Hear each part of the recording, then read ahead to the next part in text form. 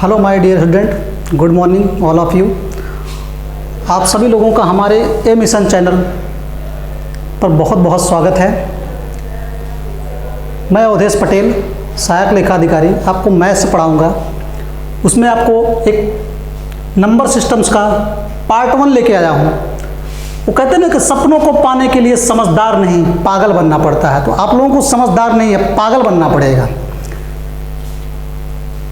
चलिए number system आपको हम स्टार्ट कर रहे हैं। संख्या पद्धति, नंबर सिस्टम मतलब संख्याओं का सिस्टम। संख्या अलग है, सिस्टम अलग है। उस संख्याओं का सिस्टम ही नंबर सिस्टम कहलाता है। हम पहले संख्याओं के बारे में पढ़ेंगे, फिर उसके सिस्टम्स के बारे में पढ़ेंगे। तो संख्याओं के बारे में पढ़ने से पहले हम देखिए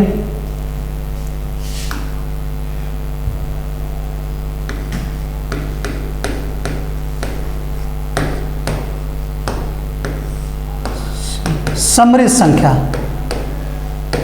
समृद्ध संख्या जिसको इंग्लिश में बोलते हैं कॉम्प्लेक्स नंबर। कॉम्प्लेक्स नंबर, समृद्ध संख्या जिसको इंग्लिश में बोलते हैं कॉम्प्लेक्स नंबर।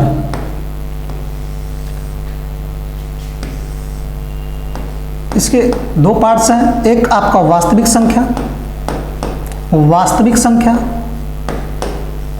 वास्तविक संख्या जिसको हम इंग्लिश में बोलते हैं रियल नंबर।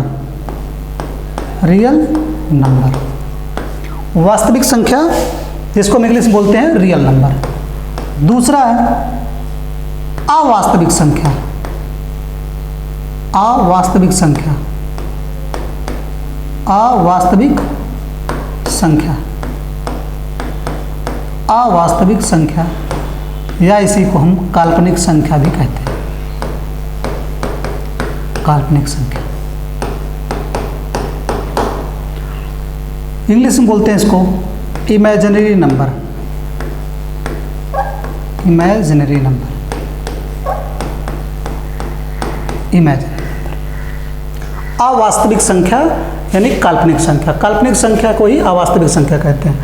तो वास्तविक संख्या और काल्पनिक संख्या के सम्मिलित रूप को ही समृद्ध संख्या कहते हैं। वास्तविक संख्या और काल्पनिक संख्या के सम्मिलित रूप को ही समृद्ध संख्या कहते हैं। ये समृद्ध संख्या हमारा a प्लस IB के फॉर्म में होता है। a प्लस IB के फॉर्म में होता है। a प्लस IB के फॉर्म में होता है, जहाँ a वाला जो है पोर्शन आपका वास्तविक है और IB वाला पूरा पोर्शन काल्पनिक है। अब काल्पनिक संख्या किसे कहते हैं? तो काल्पनिक संख्या रूट के अंदर अगर कोई संख्या माइनस में है तो वो सारी संख्याएं हमारी क्या हैं? काल्पनिक संख्या। रूट के अंदर अगर माइनस में है तो वो सारी संख्याएं काल्पनिक संख्या। अर्थात इसका डिफिनेशन जो बोलते हैं, परिभाषा, तो ये बोलते हैं ऋणात्मक संख्याओं का वर्गमूल। ऋणात्मक संख्याओं के वर्गमूल को ही काल्पनिक संख्या कहते हैं। ऋणात्मक संख्याओं के वर्गमूल को ही काल्पनिक संख्या कहते हैं। जैसे अब अगर मान लो हम इसको लिख सकते हैं -5 को, तो 5 गुणे -√1। √5 का वर्गमूल निकाल नहीं सकते हैं, √5 का है 5 ही रहेगा। और √-1 का मान होता है i। √5i यानी कि √-5 को हम √5i भी लिख सकते हैं। इसी तरह से इसको भी मैं लिख सकता हूँ 7i। इसको मैं लिख सकता हूँ 16 का वर्गमूल ले लेंगे 4 और 4i हो जाएगा। तो i मतलब होता आयोटा। आयोटा, आयोटा, इसको लोटा मत पढ़िएगा आप लोग, आयोटा है, ठीक। तो i मतलब आयोटा। i का जो मान है वो √-1 है। काल्पनिक संख्या हमारे सिलेबस में नहीं है, फिर भी हम जानते रहेंगे, कभी कभार पूछ लेता है। 4 ऑप्शन देके उसमें से कहता है कि निम्न में से कौन सी काल्पनिक संख्या है, या 4 ऑप्शन देगा, कहेगा इनमें से कौन सी काल्पनिक संख्या नहीं है। काल्पनिक संख्या हो गया। वास्तविक संख्या, काल्पनिक संख्या को छोड़ के जितनी भी संख्याएं हम पढ़ते हैं वो सारी वास्तविक संख्या पढ़ते हैं। वास्तविक संख्या अर्थात हम इसको कह सकते हैं वास्तविक संख्या की डिफिनीशन वह संख्या है जिसे हम संख्या रेखा पर प्रदर्शित कर सकते हैं। ऐसी संख्या है जिसको हम संख्या रेखा पर प्रदर्शित कर सकते हैं, वो सारी संख्याएं हमारी क्या कहलाती हैं? वास्तविक संख्याएं कहलाती हैं, रियल नंबर्स कहलाती हैं। वास्तविक संख्याएं माइनस इनफाइनाइट से कहाँ तक होती हैं? Plus infinite. ये अब वास्तविक संख्या को भी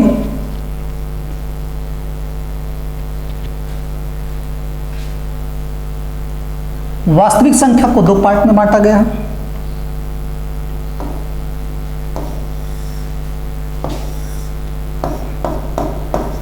एक है परिमेय,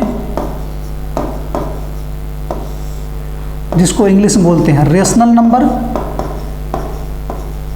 परिमेय संख्या जिसको इंग्लिश में बोलते हैं रेशनल नंबर। दूसरा है अपरिमेय संख्या, अपरिमेय संख्या, अपरिमेय संख्या जिसको इंग्लिश में बोलते हैं इर्रेशनल नंबर, इर्रेशनल नंबर। परिमेय संख्या और अपरिमेय संख्या इतना इंपॉर्टेंट है कि अगर नंबर सिस्टम में क्वेश्चन बनता है तो परिमेय अपरिमेय बहुत ज़्यादा इंपॉर्टेंट बन जाता है। एक परिमेय अपरिमेय एक और अभाज्य पे क्वेश्चंस, अभाज्य संख्या पे क्वेश्चंस और परिमेय संख्या और अपरिमेय संख्या पे क्वेश्चंस, यही नंबर सिस्टम के बहुत इंपॉर्टेंट है, जो कि police, UPSI, TET, super TET, CGL, CHSL सब में पूछता है, रेलवे में भी। तो आपका परिमेय संख्या और अपरिमेय संख्या। अब अगर मुझसे पूछता कोई वास्तविक संख्या की डिफिनीशन बताइए, तो एक तो वास्तविक संख्या की डिफिनीशन मैंने ये बोला कि ऐसी संख्याएं जिसे हम संख्या रेखा पर प्रदर्शित कर सकते हैं वास्तविक संख्याएं कहलाती। दूसरी डिफिनीशन ये है कि परिमेय संख्या और अपरिमेय संख्या के सम्मिलित रूप को ही वास्तविक संख्या कहते हैं। परिमेय संख्या और अपरिमेय संख्या के सम्मिलित रूप को ही वास्तविक संख्या कहते हैं। जैसे हमने पढ़ा था ना, वास्तविक संख्या और काल्पनिक संख्या के सम्मिलित रूप को सम्मिलित संख्या कहते हैं, उसी तरह से परिमेय संख्या और अपरिमेय संख्या के सम्मिलित रूप को वास्तविक संख्या कहते हैं। अब परिमेय संख्या और अपरिमेय संख्या पे खूब क्वेश्चंस बनते हैं, इसको हमें बहुत बेहतरीन तरीके से पढ़ना है। चलिए तो परिमेय और अपरिमेय के बारे में हम डिस्कस करते हैं।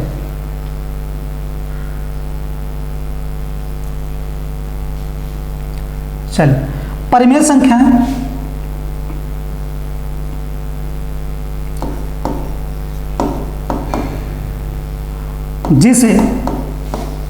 जिसे हम P बटे Q के रूप में लिख सकते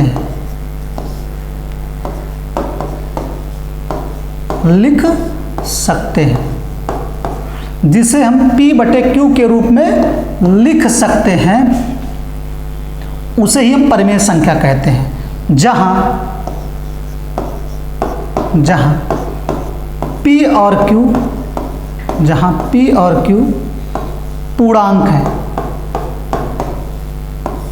जहां P और Q पूर्णांक है और Q not equal to zero, Q not equal to zero, मतलब जिसे हम P बटे Q के रूप में लिख सकते हैं जहां P और Q पूर्णांक है और Q की वैल्यू जीरो के इक्वल नहीं होनी चाहिए, क्योंकि हर की वैल्यू जीरो नहीं होनी चाहिए। अंश की हो जाएगी तो चलेगा, लेकिन हर की वैल्यू जीरो नहीं होनी चाहिए। उदाहरण लिख लेते हैं, जैसे जीरो हमारा क्या है? परिमेय संख्या है, क्योंकि 0/1 लिख सकते हैं, 0/1 हम लिख सकते हैं। जीरो हमारी क्या है? परिमेय संख्या है। परिमेय संख्या हमारी 5 है, 5/1 लिख सकते हैं। हमारी 3/7 ये P बटे Q के रूप में है, इसे हम लिख सकते हैं। ये सारी संख्याएं हमारी क्या हैं? परिमेय है।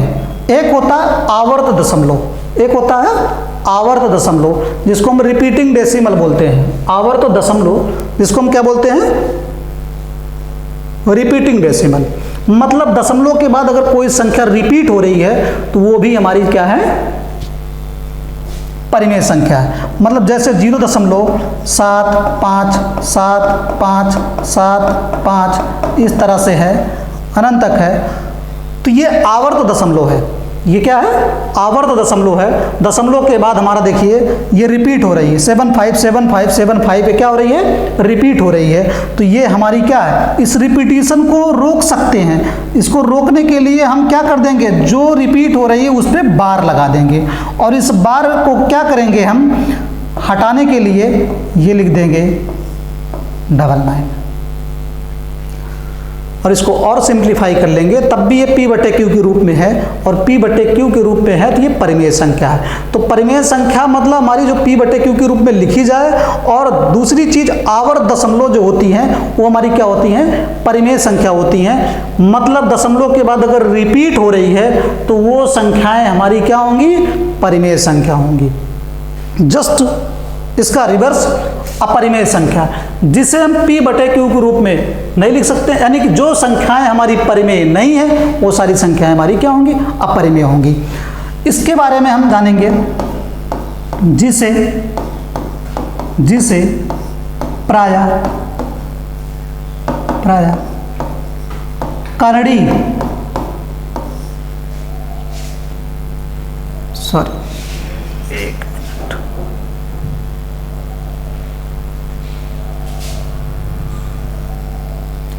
देखिए, यह प्रायः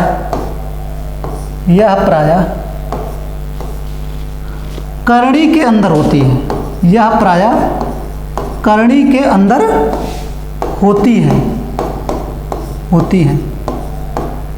जिसका वर्गमूल नहीं निकाला जा सकता है। जिसका वर्गमूल नहीं निकाला जा सकता है। जिसका वर्गमूल नहीं निकाला जा सकता है। उदाहरण के तौर पे जैसे √2, इसका वर्गमूल नहीं निकाल सकते हैं। √3, पाई, कैपिटल जी, स्मॉल ई बराबर होता है 1 + 1 upon factorial 1 + 1 upon factorial 2। Capital G का मान 6.67 इंटू बहुत अप्रॉक्सीमेट वैल्यू है, स्मॉल जी का मान भी। तो ये सारी संख्याएं हमारी क्या हैं? अपरिमेय संख्या है। दूसरी चीज, जैसे दशमलव के बाद रिपीट नहीं हो रही है, 3, 4, 7, 6, 9 कुछ भी है, दशमलव के बाद अगर रिपीट नहीं हो रही है तब पर भी ये क्या है? अपरिमेय संख्या है। तो मतलब जिसको हम टर्मिनेट नहीं कर सकते हैं, टर्मिनेट करने का मतलब समाप्त नहीं कर सकते, ये समाप्त नहीं हो रही है, दशमलव के बाद ये समाप्त नहीं हो रही है, वो क्या है? हमारी परिमेय संख्या। लोग कहते हैं कि पाई का मान 22/7 होता है। पाई का मान 22/7 नहीं होता, पाई का मान अप्रोक्सीमेट में 22/7 होता है। पाई के बहुत सारे मान हैं, 3.14 समथिंग में, 2 अंक तक 3.14 ले लेते हैं, 22/7 ले लेते हैं। एग्जाम में बनता है कि पाई जो है वो हमारा अपरिमेय है, जबकि 22/7 हमारा क्या है? परिमेय है। 22/7 वो एग्जैक्ट है। पाई को 22/7 मत मानिए, पाई के बहुत सारे मान हैं, इसलिए पाई हमारा क्या है? ये अपरिमेय है, क्योंकि पाई के बहुत सारे मान हैं, आप याद नहीं कर सकते इतने मान हैं। तो परिमेय और अपरिमेय में आप सिर्फ इतने जानेंगे कि p/q के रूप में जिसे हम लिख सकते हैं वो परिमेय है, और अपरिमेय यही है कि अक्सर एग्जाम में पाई दे देता है, √2, √3 और स्मॉल जी, कैपिटल जी, ये सारे हैं, और दशमलव के बाद जो रिपीट नहीं करती हैं वो सारी संख्याएं हमारी क्या होती हैं? अपरिमेय हैं, और जिसको हम p/q के रूप में लिख सकते हैं वो सारी संख्याएं हमारी क्या है? परिमेय। दशमलव के बाद अगर रिपीट हो रही है तो उस रिपीटिशन को रोकने के लिए हम बार लगा देते हैं। जब बार लग जाता है तो इसको हम सिंप्लीफाई कर सकते हैं, तो नहीं कि p/q के रूप में लिख सकते हैं। ये हमारी क्या हो जाएंगी? परिमेय संख्याएं हो जाएंगी। अब आगे बढ़ते हैं। परिमेय और अपरिमेय में अगर कोई कंफ्यूजन हो तो बताइएगा, भी इस पर क्वेश्चन हम बहुत सारा कराएंगे। अब हम डायरेक्ट परिमेय के नीचे ही आएंगे। अब परिमेय खत्म, अब परिमेय के नीचे आएंगे तो परिमेय में ही आपका आता है पूर्णांक। क्या आता है? पूर्णांक, जिसको हम बोलते हैं इंटीजर, इंटीजर्स। पूर्णांक, पूर्णांक का क्लासिफिकेशन अगर करेंगे तो पूर्णांक हमारे 3 हैं। पूर्णांक हमारे कितने हैं? 3 हैं। एक हमारा आता है ऋणात्मक पूर्णांक। क्या है? ऋणात्मक पूर्णांक, ऋणात्मक पूर्णांक, ऋणात्मक पूर्णांक, जिसको हम बोलते हैं negative integer, negative integer, negative integers. ये होता है हमारा शून्य पूर्णांक, या इसको उदासीन पूर्णांक भी बोलते हैं। शून्य पूर्णांक, ये उदासीन पूर्णांक भी होता है। शून्य पूर्णांक न्यूट्रल इंटीजर्स होता है शून्य पूर्णांक, या इसको इंग्लिश में बोलते हैं जीरो इंटीजर्स, जीरो इंटीजर्स। और तीसरा हमारा है धनात्मक, धनात्मक पूर्णांक। क्या है? धनात्मक पूर्णांक, जिसको हम बोलते हैं positive integer, positive integers, positive integers. धनात्मक पूर्णांक एक चलता, 1 2 3 इस तरह से कहाँ तक? अनंत तक। शून्य पूर्णांक में 0 है, और ऋणात्मक पूर्णांक में -1 -2 -3 इस तरह से कहाँ तक? -4 कहाँ तक जाएगा? -इनफाइनाइट तक। तो ये वाला पोर्शन हमारा ऋणात्मक पूर्णांक है, ये शून्य पूर्णांक है, और ये जो है हमारा धनात्मक पूर्णांक है। पूर्णांक आपके 3 प्रकार के, ऋणात्मक पूर्णांक, शून्य पूर्णांक और धनात्मक पूर्णांक। शून्य पूर्णांक को ही क्या कहते हैं? उदासीन पूर्णांक। और शून्य जो होता है वो हमारा ना तो धनात्मक होता है और ना ही ऋणात्मक होता है। शून्य हमारा क्या है? ना ही धनात्मक ना ही ऋणात्मक, इसीलिए इसको उदासीन पूर्णांक बोलते हैं। Neither positive nor negative. चलिए आगे हम बढ़ते हैं। इन्हीं पूर्णांकों से मिलके हमारा बनता है सम और विषम। इन्हीं पूर्णांकों से मिलके हमारा क्या बनता है? सम और विषम। पूर्णांक में ही अंदर ये जो पूर्णांक है हमारे इतने, ये जो पूर्णांक है हमारे ये इतने, इसी में हमारा सम और विषम चलता है। सम संख्या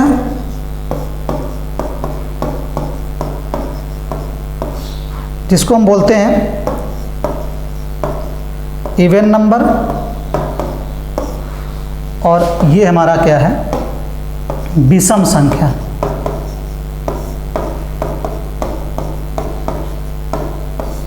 जिसको हम बोलते हैं ऑड नंबर।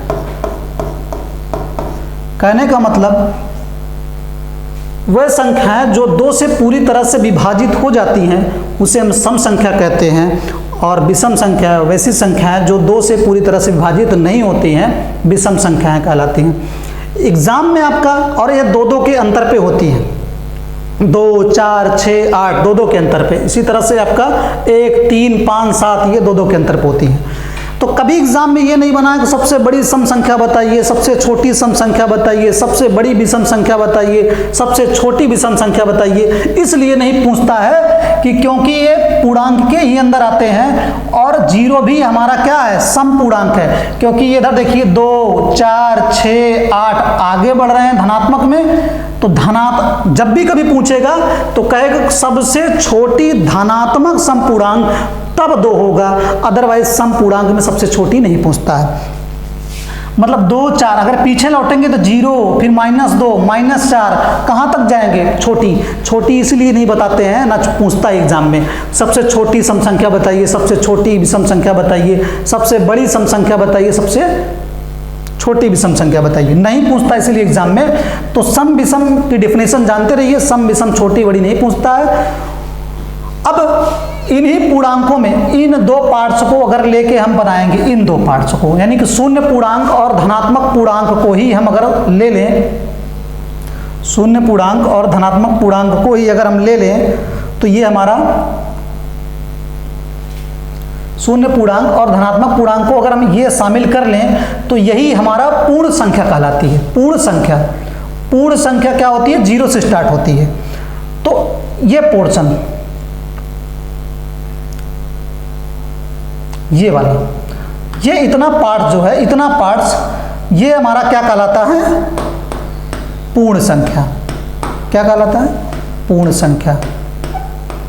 ये पूर्ण संख्या कहलाता है, जिसको इंग्लिश में बोलते हैं होल नंबर। क्या बोलते हैं? Whole number. पूर्ण संख्या। पूर्ण संख्या का जो सेट होता है, समुच्चय होता है, 0 होता है, 1 होता है, 2 होता है, 3 होता है, इस तरह से कहाँ तक होता है? अनंत तक होता है पूर्ण संख्या। अब पूर्ण संख्या के ही नीचे हम आते हैं प्राकृतिक संख्या। कहाँ आते हैं? प्राकृतिक संख्या। इसी के नीचे हमारा क्या होता है? प्राकृतिक संख्या। अगर इसमें से हम 0 हटा लें तो प्राकृतिक संख्या होगा। प्राकृतिक संख्या, जिसको बोलते हैं नेचुरल नंबर। क्या बोलते हैं इंग्लिश में? Natural number.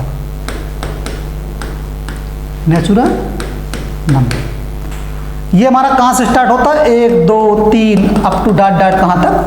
अनंत तक। इसी को ही हम धनात्मक पूर्णांक बोलते हैं। यही तो होता है धनात्मक पूर्णांक। 1 से लेके इनफाइनाइट तक हमारा क्या होता है? धनात्मक पूर्णांक। क्या होता है? धनात्मक पूर्णांक। तो प्राकृतिक संख्या किसे कहते हैं? तो धनात्मक पूर्णांक के समुच्चय को, यही बोलते हैं, धनात्मक पूर्णांक के समुच्चय को ही प्राकृतिक संख्या कहते हैं। पूर्ण संख्या हमारा कहाँ से स्टार्ट होता है? 0 से। अब इस पे क्वेश्चंस कैसे बनते हैं, मेन ये जानना है। अब प्राकृतिक संख्या के अंदर हम बहुत सारी चीज़ जानेंगे। पहले भी जान लीजिए, एक बार मोटा मोटा मैं ग्राफ के रूप में बता दे रहा हूँ, फिर क्वेश्चंस हम कराएंगे तो ज़्यादा चीज़ें समझ में आएंगी। अब इसके अंदर हम जब पढ़ेंगे तो प्राकृतिक संख्या के अंदर हम जब पढ़ेंगे तो प्राकृतिक संख्या के अंदर हमारा क्या क्या आता है? वो आता है हमारा अभाज्य संख्या। अभाज्य संख्या क्या आता है? अभाज्य संख्या। इसको एक और नाम से जानते हैं, इसको ही हम रूढ़ संख्या बोलते हैं। रूढ़ संख्या। क्या बोलते हैं? रूढ़ संख्या। रूढ़ संख्या। और इसी को हम इंग्लिश में बोलते हैं प्राइम नंबर। बोलते हैं प्राइम नंबर। रूढ़ संख्या, अभाज्य संख्या। ठीक। अब इसके बाद हमारा आता है भाज्य संख्या। भाज्य संख्या। भाज्य संख्या या इसी को बोलता है यौगिक संख्या। क्या बोलते हैं? यौगिक संख्या। यौगिक संख्या। इंग्लिश में बोलते हैं इसको कंपोजिट नंबर।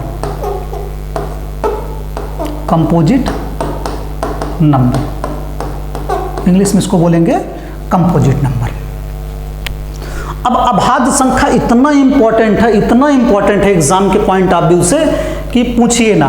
मतलब ऐसा कोई एग्जाम, सबसे छोटी अभाज्य संख्या, सबसे छोटी समअभाज्य संख्या, सबसे छोटी ऋणोत्तर अभाज्य संख्या, सबसे छोटी मौलिक अभाज्य संख्या, सबसे कहेगा कि 1 से 50 तक के बीच में कुल कितनी अभाज्य संख्या है, 1 से 100 तक के बीच में कितनी है, 50 से 100 तक के बीच में कितनी है, सबसे छोटी 3 अंक की अभाज्य संख्या। ऐसे बहुत सारे क्वेश्चंस अभाज्य संख्या पे हैं। कह देगा कि 20 से छोटी सभी अभाज्य संख्याओं का जोड़ बताइए। इस टाइप के क्वेश्चंस आपके बनते हैं। कहेगा कि 2 अंक की सबसे बड़ी और सबसे छोटी अभाज्य संख्या का अंतर बताइए, और कह देगा कि ऐसी 2 अंक की अभाज्य संख्या जिसका हम वर्ग करें, जिसका हम वर्ग करें तो वो जो है, इस टाइप के क्वेश्चंस हैं। मैं आपको बताऊंगा क्वेश्चंस अभी पूरा कैसे क्या है, लेकिन अभाज्य संख्या पे क्वेश्चंस बहुत बनता है। लगभग मैं आपको 15 से मतलब 20 क्वेश्चन या 25 क्वेश्चंस मैं आपको अभाज्य संख्या पे ही कराऊंगा जो वेरियस एग्जाम्स में पूछे गए हैं। अब क्वेश्चंस यहाँ थ्योरी बेस्ड कैसे बनते हैं इस पर डिस्कस करते हैं। तो थ्योरी बेस्ड क्वेश्चंस कैसे बनते हैं इस पर डिस्कस करते हैं। अब आप इस को देखेंगे तो यहाँ से क्वेश्चंस बनना चालू होगा। थियरी बेस्ड क्वेश्चंस एग्जामों में बने हुए हैं और अब पूछ भी रहा, क्योंकि वो जानता है कि आप वास्तविक संख्या हो सकता जानते हो, परिमेय जानते हो। वो कंफ्यूजन ऐसे क्रिएट करेगा, 4 ऑप्शन देगा, कहेगा निम्नलिखित कथनों में से कौन सा कथन सत्य है या असत्य है, तो उससे आपको ये कंफ्यूजन होगा कौन सा सही हो सकता है। एक जानते रहेंगे, हो सकता है 2 जानते रहें, लेकिन 2 में कंफ्यूजन हो जाएगा। लेकिन इस ग्राफ के माध्यम से आप सारी चीज जान जाएंगे। आप एक बस दिमाग में बनाए समृद्ध संख्या, वास्तविक संख्या, काल्पनिक संख्या, वास्तविक को 2 पार्ट में, परिमेय अपरिमेय, फिर परिमेय में आएंगे तो परिमेय के नीचे आपका आएगा पूर्णांक, पूर्णांक में ही सम विषम हो जाते हैं, फिर पूर्णांक में ही आपका पूर्ण संख्या आता है, उस पूर्ण में प्राकृतिक संख्या आता है, उस प्राकृतिक संख्या के अंदर अभाज्य संख्या और भाज्य संख्याएं आती हैं। तो क्वेश्चंस कहां से बनता है, कहता कि प्रत्येक परिमेय संख्या वास्तविक संख्या होती है। तो ध्यान दीजिए, ये बड़ा पार्ट है, इस बड़े पार्ट्स में ये दोनों अंदर शामिल है, इन दोनों से मिलके ये बना है। तो इससे ये अकेले नहीं बन सकता है, क्योंकि इन दोनों से मिलके अगर ये बना हुआ है तो वास्तविक संख्या अकेले परिमेय नहीं हो सकती है, वास्तविक संख्या अकेले परिमेय अपरिमेय नहीं हो सकती है। मतलब अगर मैं ये बोलूं कि प्रत्येक परिमेय संख्या वास्तविक है, तो नीचे से ऊपर की ओर हाँ में जवाब देना है और ऊपर से नीचे की ओर में ना का जवाब देना है। अगर आपसे क्वेश्चन बोल दे कि प्रत्येक परिमेय संख्या वास्तविक संख्या है, तो हाँ बोलना है। अगर ऐसे बोल दे कि प्रत्येक वास्तविक संख्या परिमेय संख्या है, तो गलत है। ऐसे बोल दे प्रत्येक अपरिमेय संख्या वास्तविक संख्या है, तो सही है। और बोल दे प्रत्येक वास्तविक संख्या अपरिमेय संख्या है, तो गलत है। इसी तरह से आप आगे बढ़ेंगे। ये वो पोर्शन किनारे हो गया। अब आते हैं, ये परिमेय के नीचे ही पूर्णांक पड़े थे, तो क्वेश्चन बनता कि प्रत्येक पूर्णांक परिमेय है। हाँ, अगर बोल दे प्रत्येक परिमेय पूर्णांक है, तो गलत। मैंने बोला नीचे से ऊपर की ओर हाँ में जवाब देना है और ऊपर से नीचे की ओर में ना का जवाब देना है। प्रत्येक पूर्णांक क्या है, परिमेय है। और प्रत्येक पूर्णांक वास्तविक है, हाँ। अब प्रत्येक वास्तविक पूर्णांक है ना, समझिएगा। ये भी क्वेश्चन आपका बनेगा। ये प्रत्येक धनात्मक पूर्णांक वास्तविक संख्या है, हाँ, क्योंकि ये पूर्णांक का ही पार्ट है, ये पूरा पूर्णांक ही हमारा वास्तविक है। और प्रत्येक वास्तविक हमारा धन पूर्णांक नहीं हो सकता। ऊपर से नीचे की ओर नहीं है, सारे गलत हैं, और सारे नीचे के से ऊपर की ओर जाएंगे तो सारे के सारे सही हैं। अब इससे आसान कुछ भी नहीं हो सकता है। अब पूछता है कि प्रत्येक पूर्णांक पूर्ण संख्या है, गलत। प्रत्येक पूर्णांक पूर्ण संख्या नहीं होगा, प्रत्येक पूर्ण संख्या पूर्णांक होगा, प्रत्येक पूर्ण संख्या परिमेय होगा, प्रत्येक पूर्ण संख्या वास्तविक होगा। इतनी चीजें समझ में आई। इसी तरह से ये भी प्रत्येक प्राकृतिक संख्या पूर्ण संख्या है, जी। प्रत्येक प्राकृतिक संख्या पूर्णांक है, जी। और प्रत्येक प्राकृतिक संख्या परिमेय है, जी। प्रत्येक प्राकृतिक संख्या वास्तविक है, जी। अगर ये चीज़ें आप ग्राफ के माध्यम से समझ जाएंगे तो आपके क्वेश्चंस कभी नहीं गलत होंगे, ना कोई कन्फ्यूज़न होगा, ना कोई कन्फ्यूज़न होगा। बाकी मैं आपको दूसरे पार्ट्स में अभाज्य संख्याओं से पढ़ाऊंगा भी। आप क्वेश्चंस आपको मैं इस पे सॉल्व करा देता हूँ। चलिए, पहला ही क्वेश्चंस आपको मैं दे रहा हूँ इस टाइप का कि निम्नलिखित कथनों पर विचार कीजिए। करा कि प्रत्येक पूर्णांक परिमेय संख्या है। पहला ही थियरी बेस्ड क्वेश्चन है, प्रत्येक पूर्णांक परिमेय संख्या है। तो अब भी मैं आपको बताया कि नीचे से ऊपर की ओर जाना है, पूर्णांक के ही ऊपर परिमेय होता है। तो प्रत्येक पूर्णांक, अगर आप ग्राफ के माध्यम से देखेंगे तो हमने अभी यही बताया, समृद्ध संख्या होती है। क्या होती है, पहले अब फिर से क्वेश्चंस में भी सॉल्व करा दे रहे हैं। समृद्ध संख्या होती है, समृद्ध संख्या को 2 पार्ट में बांटा गया है, वास्तविक है, वास्तविक संख्या और फिर काल्पनिक संख्या, वास्तविक संख्या और काल्पनिक संख्या। इस वास्तविक को 2 पार्ट में बांटा गया है, परिमेय संख्या और अपरिमेय संख्या, परिमेय और अपरिमेय।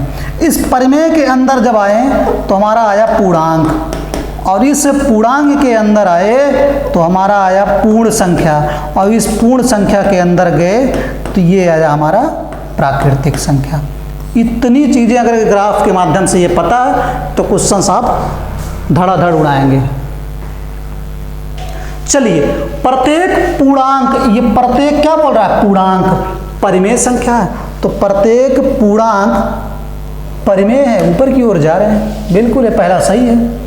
प्रत्येक परिमेय संख्या वास्तविक संख्या है, तो जो प्रत्येक परिमेय है ये वास्तविक है, जी बिल्कुल है, दोनों सही है। तो केवल एक, केवल दो, एक और दो, कह रहा निम्न उपरोक्त कथनों में से कौन सा कथन सही है, तो पहला भी सही है, दूसरा सही है, एक और दो दोनों सही है।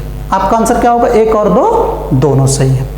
नेक्स्ट क्वेश्चन आते हैं, क्वेश्चन नंबर 2, निम्नलिखित कथन में से कौन सा कथन सही नहीं है, मतलब 4 ऑप्शन दिए हैं, कह रहा कौन सा कथन सही नहीं है, मतलब 3 सही होंगे, एक गलत होगा, वो गलत वाला ढूंढना है। चलिए, प्रत्येक प्राकृतिक संख्या एक वास्तविक, फिर से एक बार आप चार्ट बनाएंगे तो चीजें समझ में आ जाएंगी, और 2-3 बार आप बना के खुद ही माइंड में आप समृद्ध संख्या, समृद्ध संख्या में वास्तविक संख्या, वास्तविक संख्या के फिर काल्पनिक संख्या, ये समझिएगा, और वास्तविक संख्या को 2 पार्ट में, परिमेय और अपरिमेय। मैं बार बार इसलिए बना दे रहा हूँ आप पर सारी कन्फ्यूजन्स दूर हो जाएं, लेकिन आपको खुद बनाना पड़ेगा, क्योंकि मेरे बनाने से भी कुछ नहीं होगा। परिमेय के नीचे पूर्णांक, अब पूर्णांक के नीचे पूर्ण, अब पूर्ण के नीचे प्राकृतिक। अब आप इस ग्राफ के माध्यम से पूरे क्वेश्चन सॉल्व करें। प्रत्येक प्राकृतिक संख्या, प्रत्येक प्राकृतिक जो है क्या वास्तविक है, बिल्कुल है, पहला सही है। अब कह रहा प्रत्येक वास्तविक संख्या एक परिमेय, प्रत्येक वास्तविक, तो प्रत्येक जो वास्तविक है वो क्या हमारी परिमेय है, नीचे आना है, गलत, यही तो गलत है। अब प्रत्येक पूर्णांक परिमेय संख्या है, तो प्रत्येक जो पूर्णांक है ये, प्रत्येक पूर्णांक ये परिमेय संख्या है, बिल्कुल सही है। और प्रत्येक प्राकृतिक संख्या एक पूर्णांक है, प्रत्येक प्राकृतिक संख्या ये है, और ये क्या पूर्णांक है, बिल्कुल है। तो इसमें से कौन सा कथन सही नहीं है, तो कथन हमारा दूसरा नहीं सही है, ऑप्शन हमारा बी सही हो जाएगा। बी हमारा यही सही नहीं है, बाकी हमारे तीनों सही है। तो उसमें पूछ रहा कौन सा कथन सही नहीं है, ये पूछ रहा है।